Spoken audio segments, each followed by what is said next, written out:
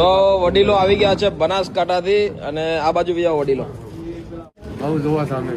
હે દાદા એમ ને હવે આ તમારો જ વિડીયો તમે જોજો પાછા.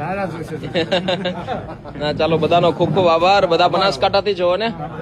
સરસ સરસ. કેટલા ટાઈમ થી વિડીયો જોતા હતા અમારો? ઘણો ટાઈમ થયો વિડીયો જોતા હતા. આજે લાઈવ જોયું, કેવું લાગ્યું? સરસ લાગ્યું. અમે આ બાજુ મેડિકલ સાહેબ છે અમારે જીતેલા નવા દર્શન કરવા. વાહ.